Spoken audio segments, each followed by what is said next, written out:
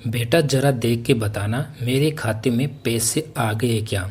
उस बुजुर्ग महिला ने कांपते हाथों से अपने साथ लाए झोले में से पासबुक निकालकर काउंटर पर रख दी। वह पिछले कुछ महीनों में बैंक के इतने चक्कर लगा चुकी थी कि सामने काउंटर पर मौजूद शख्स भी अब उसे अपना कोई जान पहचान वाला ही लगने लगा था। अरे अम्मा, मैंने आपको अगले हफ्ते आने को बोला था। सुबह सुबह अम्मा को देख काउंटर पर मौजूद शख्स ने पासबुक उठा अम्मा का अकाउंट चेक करते हुए याद दिलाया। बेटा एक बार देख लो, शायद आ गए होंगे। नहीं अम्मा, कोई रुपये पैसे नहीं आए। अम्मा का पासबुक वापस काउंटर पर रखते हुए वह अपने कंप्यूटर की स्क्रीन पर व्यस्त हो गया। बेटा तुमने ठीक से तो देख लिया ना। अम्मा ने एक बार फिर से काउंटर पर मौजूद शख्स की ओर बड़ी उम्मीद से देखा। अरे जाओ ना अम्मा, और रोज़ रोज़ मत आया करो, अब सीधे अगले महीने आना। उस शख्स की बात सुन गहरी निराशा के साथ वह अपना पासबुक उठा झोले में रख वापस मुड़ी और मोबाइल पर बात करते बैंक के भीतर प्रवेश करते हुए एक नौजवान से टकराकर गिर पड़ी। ओहो माफ़ कीजिए माँ जी, आपको कहीं चोट तो नहीं लगी। उस नौजवान ने अपना सूटकेस बगल में रख फुर्ती से अम्मा को उठाया। तब तक काउंटर पर मौजूद शख्स भी अपना काम छोड़ तेजी से भागकर वहां तक पहुंचा। नहीं बाबू, कोई चोट नहीं लगी। झोला संभाल। अम्मा उठ खड़ी हुई। अम्मा का काम हो गया। काउंटर पर मौजूद शख्स से बैंक के सीनियर सिटीजन ग्राहक के काम का जायजा लेना शायद उस नौजवान ने अपना कर्तव्य समझा। सर, अम्मा अपने अकाउंट से पैसे निकालने आई थी किंतु पैसे अभी आए नहीं हैं। काउंटर पर मौजूद शख्स के हाव भाव से अम्मा समझ गई कि सामने खड़ा नौजवान उस बैंक के किसी बड़े ओहदे का मालिक है, लेकिन वृद्धा पेंशन तो पिछले हफ्ते ही सभी के अकाउंट में डाल दी गई है। उस नौजवान ने काउंटर पर मौजूद शख्स की ओर सवालिया निगाहों से देखा। नहीं नहीं बाबू, वृद्धा पेंशन नहीं चाहिए, मेरा बेटा रुपये भेजता है। अम्मा का स्वाभिमान देख वह नतमस्तक हुआ। अच्छा अच्छा, तो अभी तक रुपये नहीं आए। सर, पिछले 6 महीनों से अम्मा के अकाउंट में कोई रुपया नहीं आया, लेकिन अम्मा रोज़ बैंक आ जाती है। आप मुझे अपना पासबुक दिखाइए। देखिए ना बाबू। अम्मा ने फिर से अपने कांपते हाथ झोले में डालकर लगभग चित्रा बन चुकी पासबुक उसके हाथ में दे दी। उसने उल्ट पुल्ट करके देखा। अम्मा की पासबुक में पिछले 6 महीनों को छोड़कर हर महीने की 2 तारीख को 2,000 रुपये नियमित रूप से भेजे गए थे।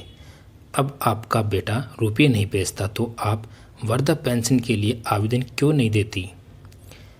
उस अजनबी अब्बा के लिए उसे थोड़ी चिंता हुई। नहीं बाबू, माँ बाप खैरात पर पले, ये मेरे बेटे को पसंद नहीं। ये सुन उस बुजुर्ग अम्मा के प्रति उसके दिल में सम्मान 2 गुना हो गया। लेकिन अब वह रुपये भी तो नहीं भेजता, आपकी ज़िंदगी कैसे चलेगी?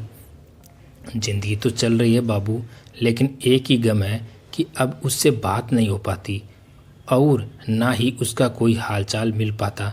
आपके पास उसका कोई मोबाइल नंबर है? इस खाते में लिखा है बाबू, लेकिन सरपंच कहते हैं अब उस पर बात नहीं हो सकती। क्यों? वह नंबर बंद हो गया।